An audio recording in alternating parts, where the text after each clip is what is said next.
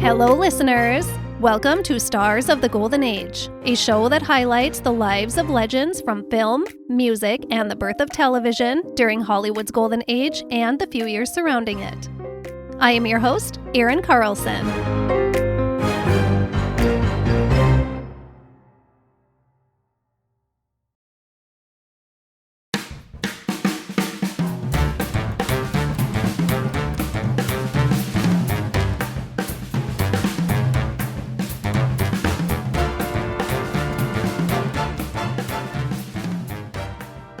Today, we will be discussing the beautiful Lena Horne. Lena Mary Calhoun Horne was born on June 30th, 1917, to parents Edwin or Teddy and Edna Horne in Brooklyn, New York. Lena's parents got divorced when she was only 3 years old, and according to her, they both proceeded living their own separate lives and had very little time for little Lena. We sure do hear that a lot, don't we? Edna was an actress with a black theater troupe, and she was on the road for performances frequently. Sometimes she would bring Lena along, but most often not. And Father Teddy had moved to Pittsburgh. Lena didn't see him as often as she would have liked to as a child, but she would always adore her father. Lena spent most of her childhood passed around amongst various strangers, whoever her mother could find to care for her while she was traveling with her theater troupe. Lena spent time juggled around New York, Florida, and Georgia. With these constant relocations, Lena's schooling was very disrupted. Sometimes she didn't go to school at all. She wanted to, but the adults in her life were too focused on themselves to worry about her well-being. And then there was the abuse. Lena was abused both by her mother's friends who were supposed to be caring for her and by her mother herself. Lena did have at least a little stability in her early life, every now and then at least, in her grandparents who also resided in Brooklyn. It was a strict and serious home, but it was a consistent home at least. It gave her a small sense of belonging, which she never had anywhere else. Her grandmother was the daughter of a slave who went on to become a college graduate and a social activist. A truly remarkable woman and an amazing role model for a young black girl in the 1920s to have. Sadly, she died when Lena was 15 years old, and it was an emotionally crushing experience for her. My nomadic childhood taught me to hide my feelings, Lena later reflected. I became secretive. I became very suspicious of everyone. I became unable to be my real self.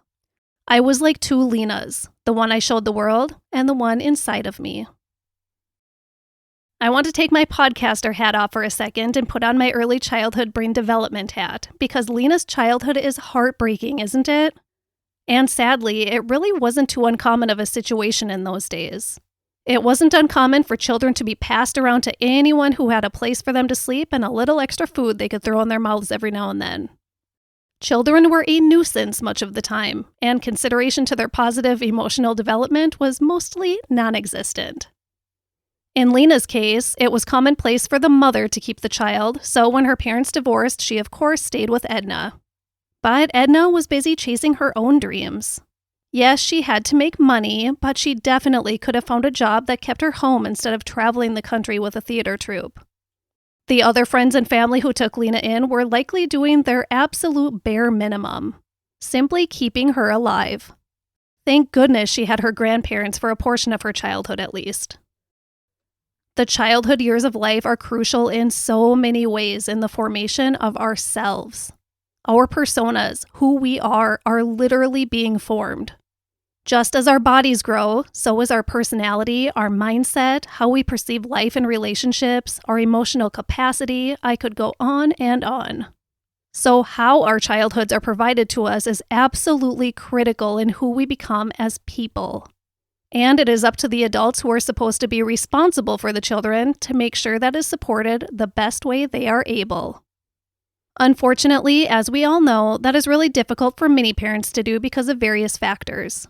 Socioeconomic circumstances, mental illness, etc.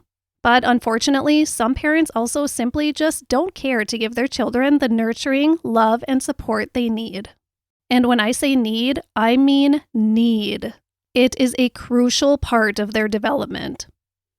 As you can tell, I am very passionate about my job. I'll just wrap this up by saying that the passing around that Lena Horne experienced as a child is not good for a child's emotional, mental, or cognitive development. Things that suffer as a result are the development of a sense of self, a sense of belonging, self-esteem, forming and maintaining relationships, cognitive and academic success, and of course, mental health. There are studies that link frequent childhood moves to adult depression and relationship struggles.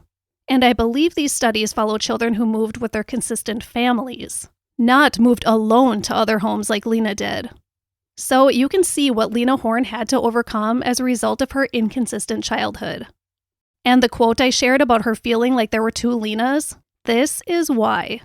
Her mental health was definitely damaged as a result of her being passed around as a child. She never felt loved or wanted.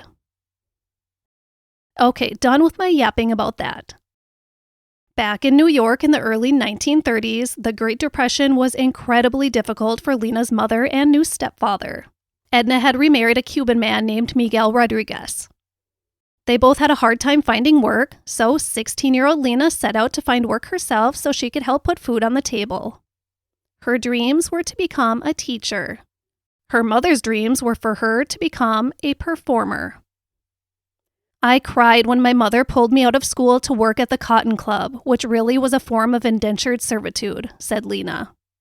The fact that the stage was designed to look like a plantation and the black servers were dressed like slave butlers backed this feeling up. Lena felt hurt, abandonment, discouragement, and a lot of anger at her mother for forcing her into this life. The atmosphere at the Cotton Club in Harlem was not a healthy one. Working conditions were very poor, and there was a lot of drama amongst the performers. They were all so young. Management tried to keep the chorus girls and dancers under the age of 21. Although there was a lot of negativity working at the Cotton Club, Lena still felt a sense of community that she'd never really had the privilege of feeling before. "All my life I've been looking for a family," she later said, and she felt that she found it there. Lena said she couldn't sing or dance at this point, but she was pretty, and that's what mattered most at the Cotton Club. The Cotton Club, like many other clubs in Harlem in the 1930s, showcased black performers to an all-white audience. But not too black, because white people didn't like that. Just the right shade of light-skinned black.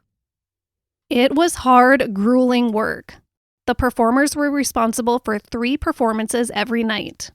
One at 8:30, another at 11:30, and the final at 2 a.m.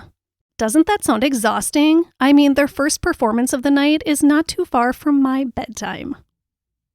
Aside from the exhausting performance schedule, there were constant sexual advances from the white men in the audiences. And the young chorus girls, including Lena Horne, were encouraged by management to be, quote, friendly with the club patrons. And to top off the horrendous working conditions of the Cotton Club, the black talent wasn't even allowed to use the club's restroom. Teenage Lena Horne was now her family's breadwinner. At 16 years old, she was supporting her mother and stepfather on her $25 per week salary, which would be about $615 per week today. The Cotton Club showcased some really great musical talent, though, figures like Cab Calloway and Duke Ellington. And this introduced Lena Horne into the great world of music, a world she was soon going to become highly involved in.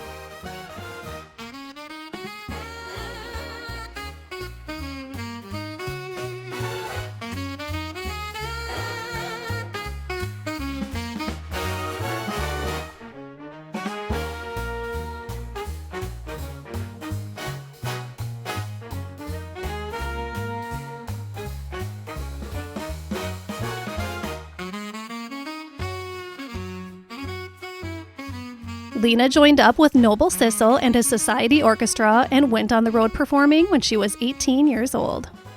She said touring as an all-black band in the Jim Crow South was absolute pure hell. But her mother insisted that she remain a performer, and she kept a really tight leash on Lena. It got so unbearable that Lena dreamed of escaping so she could follow her own dreams and live her own life. And that's exactly what she ended up doing. In January of 1937, 19-year-old Lena Horne ran away and married a man named Lewis Jones.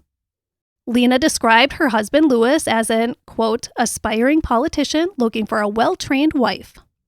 I certainly do not fit that description. And Lena soon learned, neither did she. Lena actually met her husband through her father. Teddy now owned a small hotel in Pittsburgh with a gambling hall upstairs, and Lewis was a regular of the establishment. He was well-dressed, well-spoken, highly respected, and educated. Lena's mother Edna was not thrilled about her daughter's decision to forfeit a life of performing on the road to get married. And although it was through Lena's father that she met Lewis Jones, he wasn't too thrilled either. Lena saw this transition into married life as finally having the home she always wanted so badly. The home she never had. But the marriage was never good.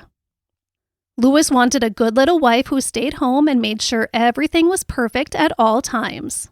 A woman who obeyed his every demand. Lena didn't know the first thing about keeping a home. She didn't know how to cook, how to clean, or how to manage a home on a daily basis. It was a bit more than Lena had envisioned in her dreams of home and marriage.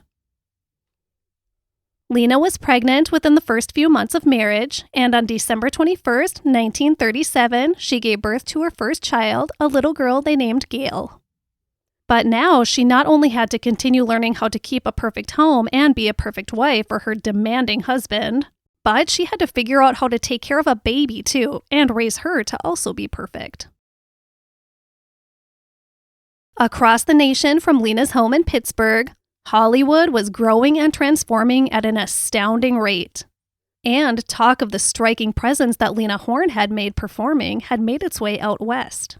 Not amongst the Big Five studios, not yet, but with the successful studios in the Black Hollywood community that were turning out race films in Old Hollywood.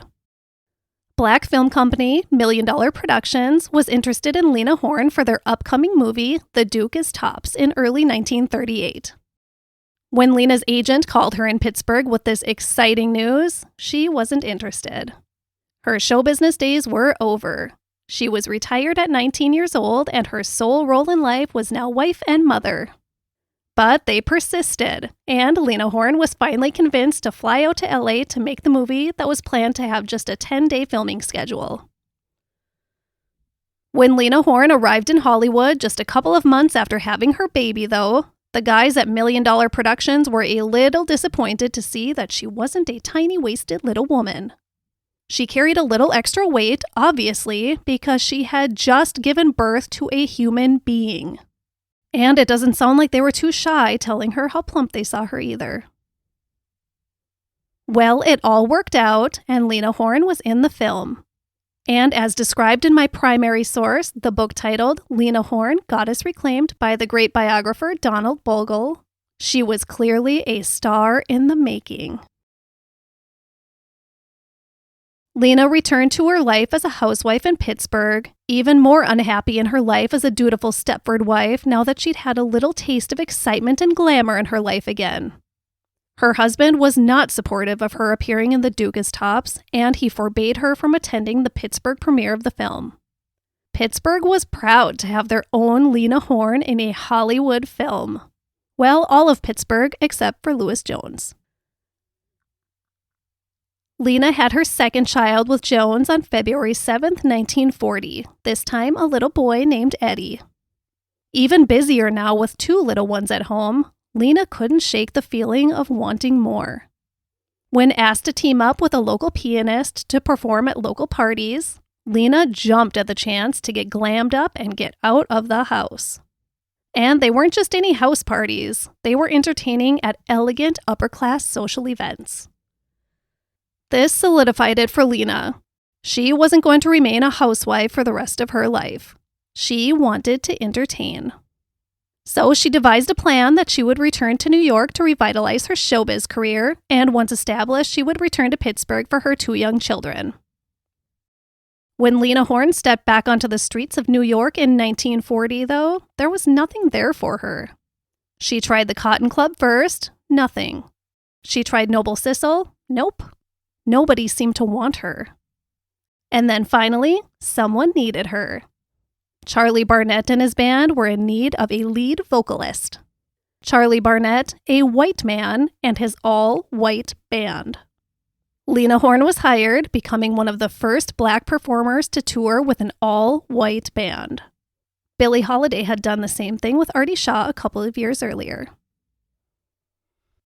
Lena didn't stay with Barnett's band for long. She didn't feel comfortable traveling with an all-male band. She wanted to branch out on her own. But first, she needed to retrieve her children from her estranged husband. Only Lewis refused to allow her custody of little Eddie.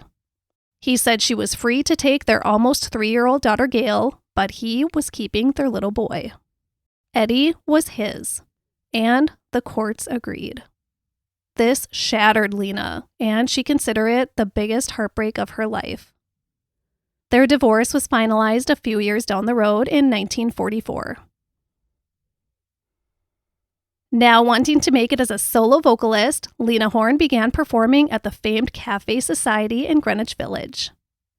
Lena still didn't consider herself a good singer, but she was being pushed really hard to sing the blues like Billie Holiday, who was also a Cafe Society regular. She was terrified to sing the blues because you needed to reach into your emotions to sing the blues, and she was afraid to do that.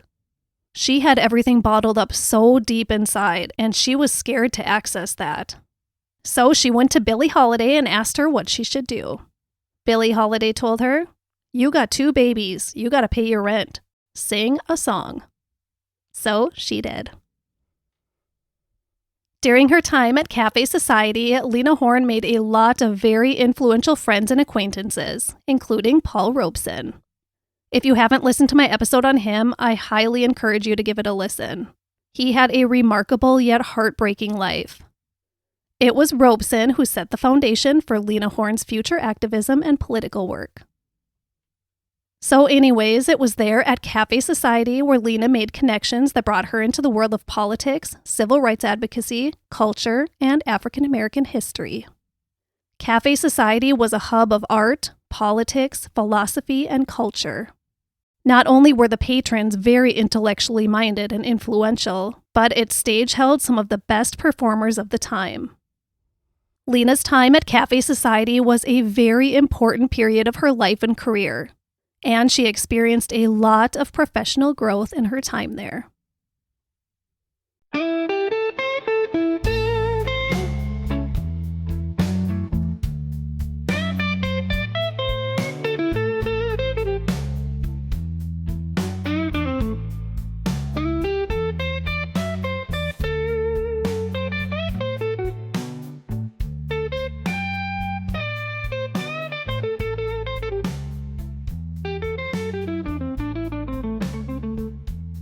From Cafe Society, Lena Horne was invited to perform a regular engagement with Duke Ellington and Ethel Waters at the famed Cafe Trocadero nightclub on the Sunset Strip in Los Angeles. 24-year-old Lena and her 3-year-old daughter Gail arrived in LA on a hot summer day in 1941, ready to embark on an exciting new chapter in their lives. But Lena realized right away that Los Angeles was a very segregated city. Life in LA was much different than life in New York City. Luckily, Lena Horne met her soulmate in those first days of adjustment to her new city, a man named Billy Strayhorn. Lena's ex-lover, Duke Ellington, enlisted Strayhorn to accompany Lena to his show one night, and the two souls were an instant match. In a friendly way, Billy Strayhorn was gay. Lena recalled of their initial meeting, quote, "For me, it's as if my other self came up and spoke to me. We were that much in sync," end quote. The two were instantly inseparable, and Strayhorn was solely responsible for making Lena Horne feel somewhat safe and welcome in Los Angeles. Hopping right on the stage at the Trocadero wasn't going to be that easy, though. The club was in the middle of major renovations, and building materials were difficult to come by during wartime. So the construction was taking much longer than anticipated. So Lena Horne performed at the Little Troc, which was opened 6 blocks down Sunset Boulevard from the Troc. And Lena Horne was an instant sensation at the Little Truck. But she said it was definitely little. She was a billed performer with Katherine Dunham, and Lena said the stage was so small and so close to the tables of diners that Katherine's dresses would dip into patrons' soup as she danced. It was definitely an experience, not so much the experience Lena Horne was expecting in her new life out west. Lena did eventually make it onto the big stage of the glamorous Trocadero, and word spread quickly within LA circles of her beauty and remarkable performances. Soon, all of the hot celebrities were strolling through the door to see Lena sing. Marlene Dietrich, Lana Turner, John Barrymore, Greta Garbo. It was a pretty huge deal. MGM composer Roger Edens also came to see Lena Horne a few times at the Troc, and he convinced MGM producer Arthur Freed to meet her in January of 1942. Freed wasn't much interested in signing a black woman with MGM, but he relented and he promised 15 minutes of his time to see her at Edens' urging. Arthur Freed made the mistake of letting racism get in the way of sound judgment, so it's a good thing Roger Edens was so persistent on getting Lena Horne into his office, because Freed immediately saw the uniqueness in her. He liked her so much, in fact, that he marched her right up to MGM head Louis B. Mayer's office so he could see her and hear her himself. And Louis B. Mayer also liked her. What Roger Edens was hoping was a one-picture deal for Lena Horne became much better. She was presented with a long-term contract with MGM, the greatest movie studio in the world. This was all very overwhelming for Lena. She had relocated to LA to sing at the Trocadero nightclub, and all of a sudden, MGM wanted to sign her to a 7-year movie contract. MGM, Louis B. Mayer's magical land of make-believe. His magical white land of make-believe. Lena needed advice, so she called her father. Teddy headed west immediately, and he accompanied his daughter to her next meeting with Louis B. Mayer. Teddy was confident and stern with Mayer. He did not want his daughter falling into the stereotypical servant roles that all black actors were cast into. I don't think Mr. Mayer had ever been approached by a black man like that, Lena said. Louis B. Mayer assured Teddy Horne that his daughter would be treated with respect and dignity. Meanwhile, the NAACP had been working to break the color line in Hollywood, and they thought Lena Horne would be the perfect person to lead that fight. They wanted to fight for black actors and actresses to be cast in movie roles with substance, to have important starring or supporting roles. Not the menial roles black actors and actresses were currently being cast in. The help. So they enlisted Lena Horne to be their Hollywood representative for the cause. And this contract with MGM was just what they needed. It was then that in January of 1942, Lena Horne became the first black person to ever be signed to a long-term studio contract with a major film studio. And she was signed to the best studio in Hollywood. In the world. Lena soon learned what it meant to be signed under contract with a major Hollywood studio, though. The pay was great and would only get greater, but the studio more or less owned her now. There would be strict expectations and strict rules to follow. Rules such as her body weight never to exceed 122 pounds. 5'5" and 122 pounds was as heavy as she was allowed to get. Then came the issue of her hair and makeup.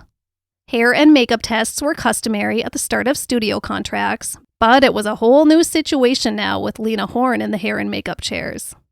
Nobody knew what to do with her skin color or her hair texture. They'd only ever worked with white skin and the hair of white women. They finally figured out a foundation formula for her skin tone, but nobody could figure out her hair. So, the first ever black hairstylist was hired at MGM to style Lena Horne's hair, a woman named Tiny Kyle. Frustrated with so many failed attempts by white stylists, Lena told them they had to bring in a black hairstylist. She would know exactly what to do. Tiny Kyle would remain with Lena Horne for most of her career. Under Lena's MGM contract, she was still able to perform in nightclubs. So she continued to perform at the Trocadero and then moved over to the even hotter Macambo Club. Even bigger movie stars filled seats to see her there.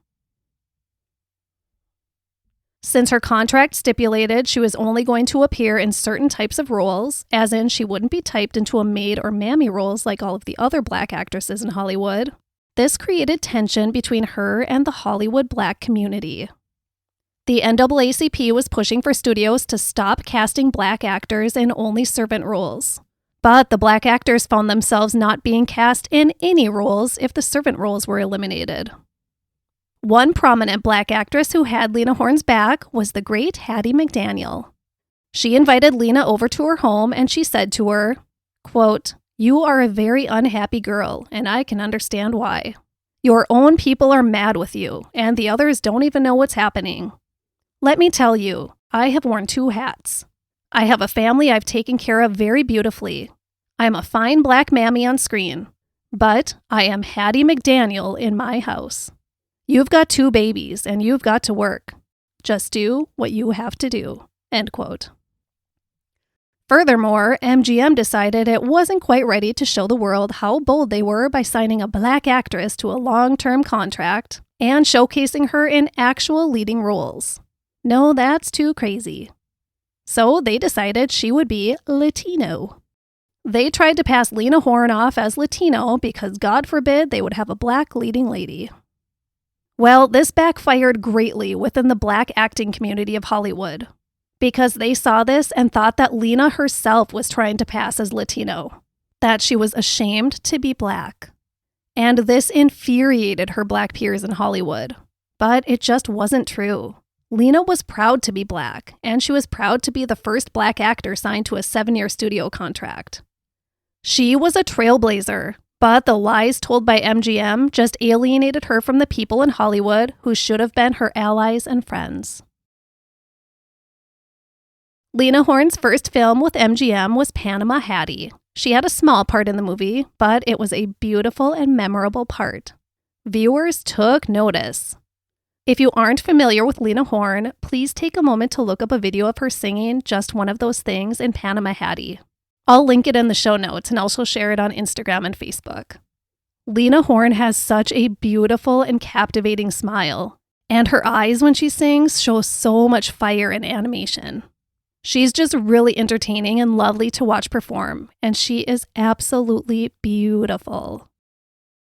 It is assumed by many that Panama Hattie was a carefully chosen script for Lena Horne to make her MGM debut in. It was a perfect vehicle to present the exotic-looking, dark but not super dark-skinned, beautiful woman in, because maybe, just maybe, viewers would actually buy that she was Latino. Shortly after filming Panama Hattie, Lena returned to New York for a benefit. She spent some time at both Cafe Society and the Cotton Club, reconnecting with her New York friends. And man, did she miss them. She missed New York so much. She did not like LA, not even a little. So she decided she was going to say screw it to the big Hollywood movie contract and move back home to New York. But one of those old friends she spent time with on her visit was Count Basie, and he talked her out of it. He reminded her that she had an obligation to black performers across the nation to break racial barriers and achieve success in film roles outside of the degrading servant roles. She may not have wanted to be the poster child for black actors, but she had been chosen to be, and now all eyes were on her. He said to her, quote, "You have to go back. There's no one out there yet like you. We want to be in the movies too. You have to go back because you've got to make it possible for others of us to go out there too." End quote. Count Basie convinced Lena to return to Hollywood and stick with her MGM contract. "He brought to life in me this kind of spark," Lena recounted. "It wasn't always happy, but it was that I must be representative of people.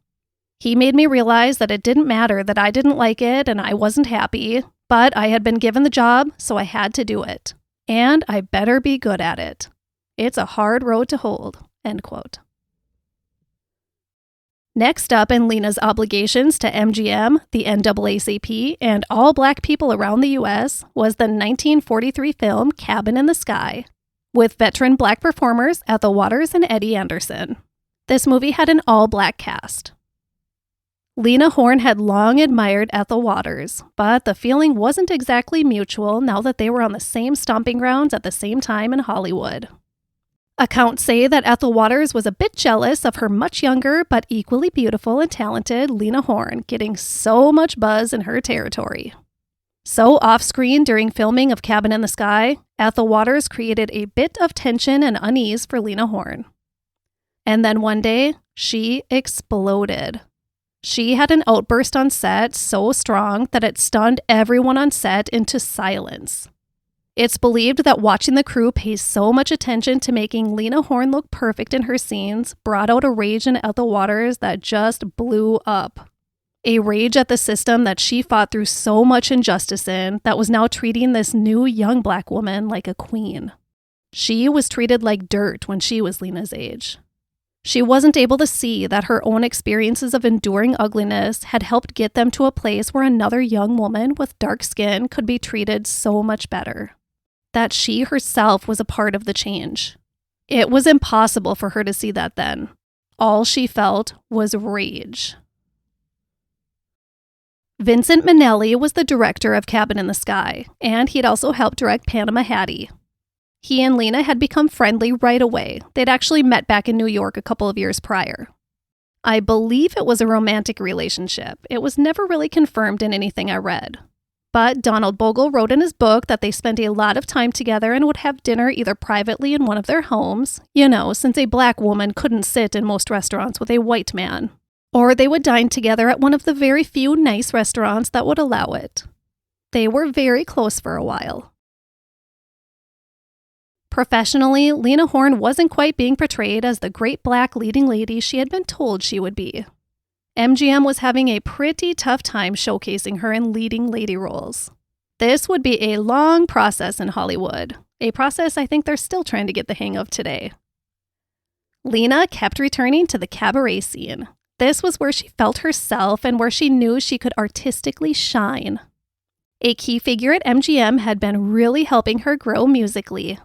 He was MGM music director Lenny Hayden. More on him in a bit. Once more established professionally in Los Angeles, Lena Horne decided to purchase her own home in a white neighborhood. And of course, those white neighbors did not like this, so they passed around a petition to sign in order to force Lena out of her own home. This is the same thing that happened to Hattie McDaniel, Ethel Waters, and Louise Beavers. Nat King Cole, too. I mentioned this in my Black History in Hollywood bonus episode too, but a few residents in Lena Horne's new neighborhood did not sign that petition. One of these people was Humphrey Bogart. In fact, he took it a step further and went door to door telling his fellow white neighbors they better be kind to Lena Horne or else. Although Lena Horne lived in a white neighborhood, she socialized often in Black Hollywood. MGM would push her to socialize in white social circles, but she was never fully accepted in those circles.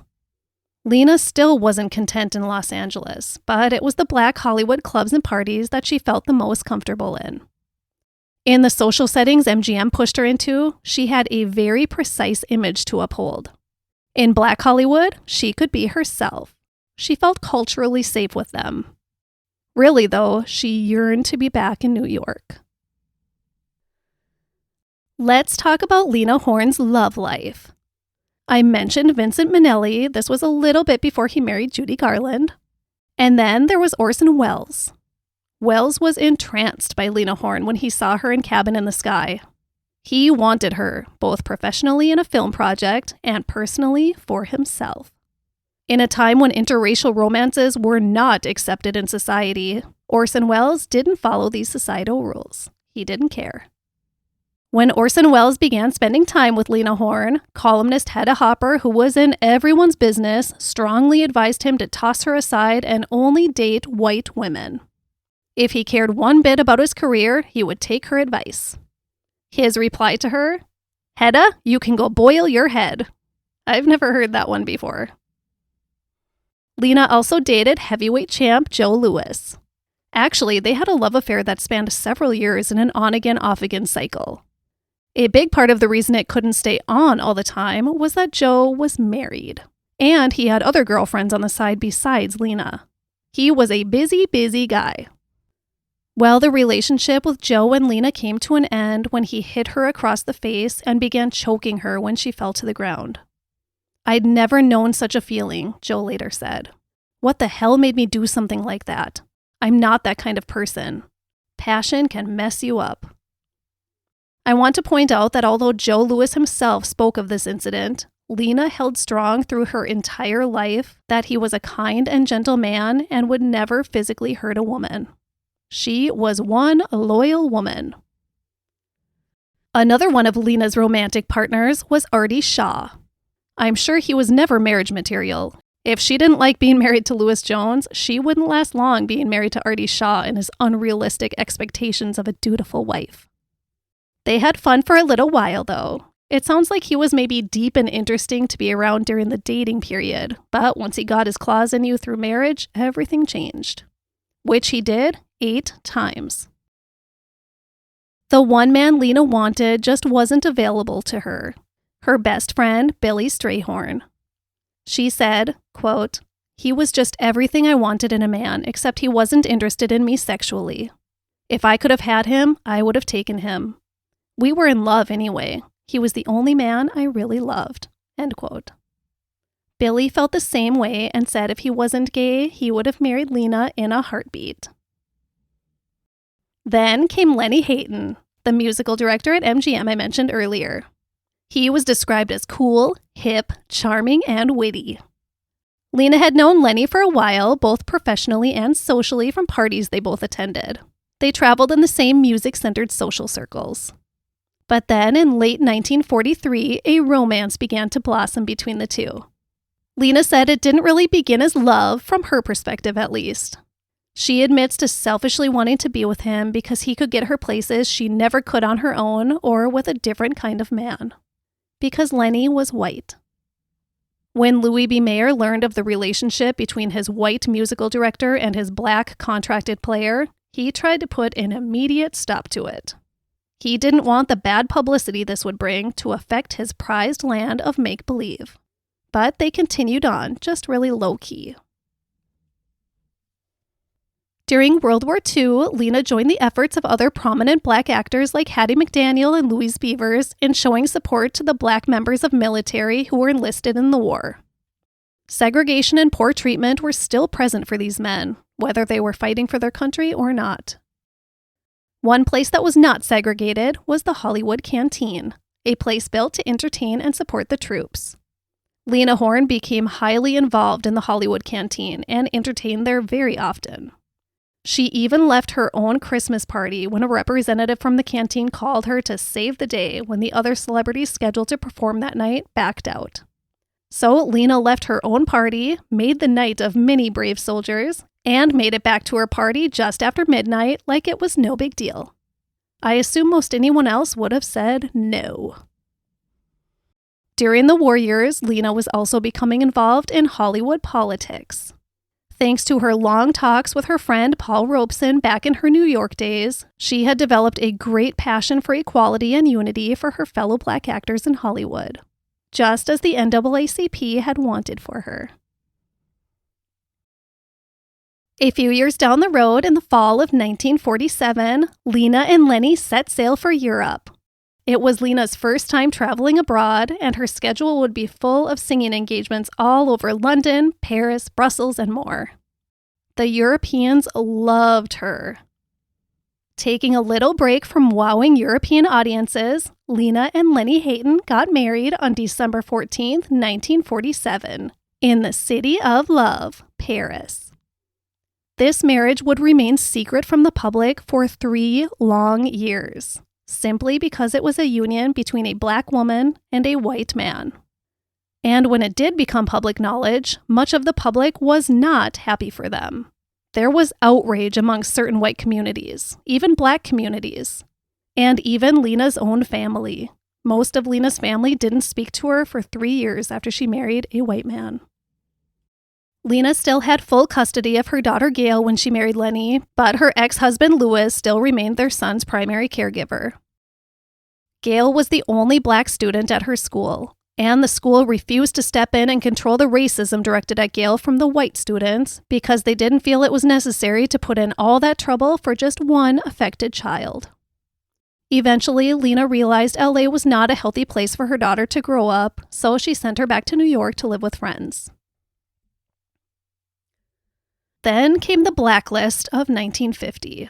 The published list of 151 individuals in Hollywood who were suspected of being communist or communist sympathizers. Movie and television studios, radio, theater, and nightclubs would not touch anyone on that list for their own good. Lena Horne's name was on that list. Her name was on that list because certain civil rights and liberal committees she had been involved with were suddenly seen as potential communist-fronted committees. Another hurdle in 1950 was the publication of the book Lena Horne in Person, written by Helen Arstein and Carlton Moss. Carlton Moss had been a friend of Lena's, such a good friend that she trusted him with some of her most cherished inner thoughts and the most private parts of her life, like her secret marriage to Lenny Hayton, for instance, and her political views, and her anger about racism, and her feelings about her family, and her great admiration for Paul Robeson, who in 1950 was a very controversial figure. The betrayals that were laid out in the words of that book could do so much damage to Lena's career. Her friend had taken their private talks and published them for the whole world to read.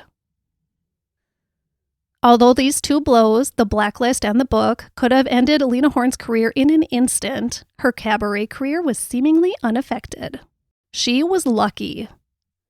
But her manager knew that with the great changes happening in the entertainment world, Lena would have to transition into America's new obsession, television. Like so many other performers, she wasn't really interested. But she obliged and appeared in some TV variety shows. When she was booked to appear on The Ed Sullivan Show, the Journal-American tried to block her from appearing, both based on race and her being on the communist blacklist. But CBS, sponsor Ford Motor Company, and Ed Sullivan himself fought for her, and Lena appeared on the show. Following the incident, Ed Sullivan advised Lena to make a public anti-communist statement, which she did, and he delivered for her on his show. She was also advised to take a step that really broke her heart. She had to cut ties with her dear friend Paul Robeson, someone she respected so much and felt so aligned with. But his support of Russia during this time of the Red Scare could be too damaging to her image. The 1950s were challenging for Lena Horne, but she made it through. In the end, she maintained her cabaret goddess image. A lot of change came on the entertainment landscape in the late 50s and 1960s. Lena continued to fill nightclub seats, and she began to see some of the clubs she'd been singing at for years slowly become integrated. In 1957, Broadway came calling. Lena was ecstatic to take on this challenge. The production was called Jamaica, and it ran for 558 performances over a 2-year run. Lena Horne was very well received. She just had so much life and animation whenever she performed.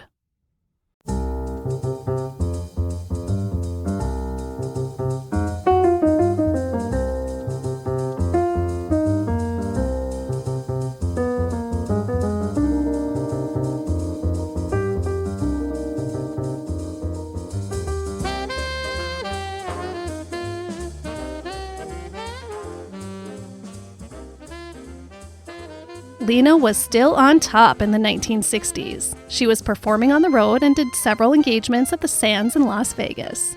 Speaking of, she did not like Frank Sinatra. She turned out albums. Things were great. But her marriage to Lenny was not so great. It had been good. They may not have started as a great passionate love, but they had settled into a happy and comfortable life together. They were a good pair. But conflicts arose during the late 1950s and early 1960s. And the conflict stemmed from the terrifying and dangerous racism that was boiling its way through the nation. Rosa Parks, the Little Rock Nine, Emmett Till, other horrendous lynchings, the violence all over the country against Black Americans. The explosion of racial turmoil during the height of the civil rights movement was just too much to bear. You can imagine how difficult it must have been to be an interracial couple during this time. Not just difficult, but downright dangerous. Lena and Lenny separated in the early 1960s, but remained legally married. Shortly before their separation, in early 1960, while Lena and Lenny were out to dinner, a white diner openly called Lena the N-word. She sternly yet graciously asked him to please stop using that language. The man continued to insult her and her race. She asked him to stop again, and he continued. Lena was pissed. I should mention, Lenny had been away from the table using the phone while this incident was occurring. "This is America," Lena said as she stood at her table and addressed the racist diner. "You cannot insult people like that." Her anger boiled over.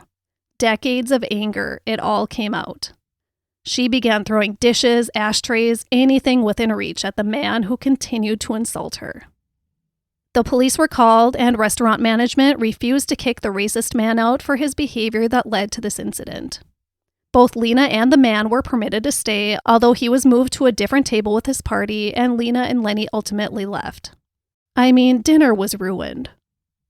To further infuriate Lena, the maitre d' reported to the police and press that the attacked man, quote, took it very gentlemanly. Because gentlemen are always yelling racial slurs at people innocently going about their business, right? This was all over the papers the next day, and of course Lena Horne was portrayed as the one to blame for the incident. That story pretty much sums up the social environment Lena Horne and her fellow Black Americans were forced to live in during 1960s America. So she got heavily involved in the civil rights movement. She did performances on behalf of the NAACP, she joined the National Council for Negro Women, and she and her best friend, Billy Strayhorn, attended civil rights rallies. She attended the March on Washington on August 28, 1963. She watched with over 250,000 people as Martin Luther King Jr. gave his I Have a Dream speech. A few months later, on November 20th, 1963, Lena Horne visited the White House and met with President John F. Kennedy to discuss fundraising plans. Lena and her fellow Black Americans saw so much hope and promise in John F. Kennedy and his great support of American civil rights. 2 days after Lena Horne met with the president, he was assassinated. Kennedy's assassination was followed by other key civil rights-based assassinations that Black Americans terrifyingly watched unfold. Martin Luther King Jr., Malcolm X, not to mention the endless lynchings that were occurring all over. Lena Horne's children were all grown up by the mid-1960s, and she became a grandmother during this decade. Lena's daughter Gail was her closest friend, and she loved and doted on her grandchildren. Lena continued to entertain audiences throughout the decade of the 1970s. But the year that kicked off that decade was filled with tragedy and heartbreak. Lena's father died in April of 1970, and then just 5 months later, in September of that year, Lena received an even greater blow. Her son, Teddy, had died. He was only 30 years old when he died of renal failure, leaving behind a wife and 4 children. Lena would never have the chance to reconnect on an intimate level with the son she was never allowed to raise. She would never know him as a person, as a husband, as a father. His death haunted her for the rest of her life. The universe wasn't done with Lena yet, though. Mourning the deaths of both her beloved father and her child, her estranged husband Lenny died in April of 1971. Within a 1-year period, Lena Horne lost 3 of the most important people in her life. Lena rode out the 70s doing a lot of television engagements, she did some film work, some more theater work on Broadway, and she also hit the road singing with Tony Bennett. Lena moved with the times and was singing new, fresh material, including songs like Something by the Beatles. She was as beloved as ever. Lena Horne announced her retirement in 1980. In a piece for Ebony magazine, Lena said of maturity and aging, quote, "I've deliberately matured myself so that when I've reached the age I am now, I don't care. And I'm happy with my age. I've been lucky because no matter how the years come, my head tries to keep up with what's happening. I'm not going to let myself become a dumb old broad or a glamorous old bat, end quote. I love that. Well, Lena didn't retire. Instead, she developed a one-woman show about her life. Now in her mid-60s, Lena set out on Lena Horne, The Lady and Her Music, which opened on May 12, 1981. She brought her audiences through the story of her life, mostly her professional life, through song and speech. It was an intimate journey and everyone was mesmerized. After opening night, headlines and reviews in the following morning's papers were ecstatic in their responses. Things like, Lena, spell her Dynamite, and Lena Horne is the season's best musical, and Lena takes Broadway by storm, and my favorite, the sexiest woman on Broadway is a 63-year-old grandmother. Everyone wanted to see Lena's show. Notable stars who turned out to see her were Jackie O, Elizabeth Taylor, Diana Ross, Sammy Davis Jr., Cab Calloway, Harry Belafonte, Sidney Poitier, Aretha Franklin, Debbie Reynolds, Katharine Hepburn, Hedy Lamarr, Michael Jackson, and First Lady Nancy Reagan. Just stop for a minute and analyze that list of people. Old Hollywood and New Hollywood, jazz and soul and modern pop music, former and current First Ladies of the United States. Everyone wanted to see Lena. Everyone. She toured all over the world with her show, and she earned a Tony Award for it. In 1983, Lena Horne was presented with the Spingarn Medal by the NAACP for her outstanding work in civil and human rights. In 1984, she was the recipient of the esteemed Kennedy Center Honors. And in 1989, she received a Lifetime Achievement Grammy Award, plus a ton of other awards that I did not mention. She continued to turn out music albums and perform all over the world. You could not stop this woman. She released her last album in 2006 at the age of 89 years old. Even the most goddess-like figures are mere mortals, though. The amazing Lena Horne died of heart failure on May 9, 2010, at the age of 92.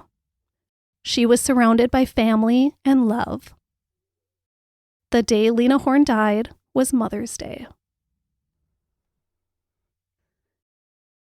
And now I would like to share some other interesting things I learned during my research. Bullet point number 1. MGM shot her in many of their films in a way in which her scenes could be easily cut. They didn't want to upset the racist people of the South by making them watch a beautiful black woman on their movie screens. Bullet point number 2. Lena's daughter Gail became a journalist. She wrote for Vogue and the New York Times and authored 2 books. Bullet point number 3. Lena Horne lived her final years at the Apthorpe Apartments in Manhattan's Upper West Side. The Apthorpe has also been the home of Cyndi Lauper, Rosie O'Donnell, Al Pacino, and Conan O'Brien. Bullet point number 4. Lena Horne received an honorary doctorate from Howard University in 1980. In conclusion, Lena Horne became the trailblazer for equality and civil rights that she had never set out to be. She never even wanted to be a performer, yet she became one of the most beloved performers of the 20th century.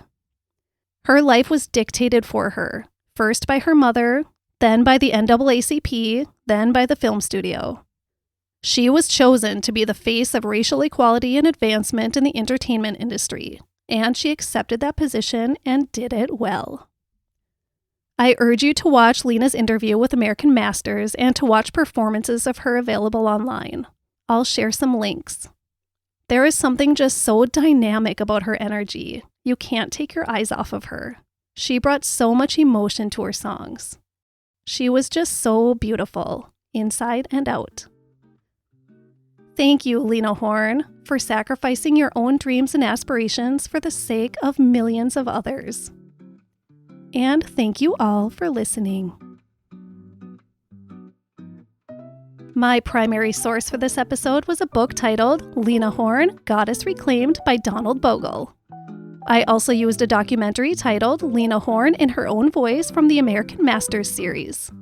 Also, American Masters Creative Spark by PBS. And of course, The Wind Beneath My Wings, IMDB.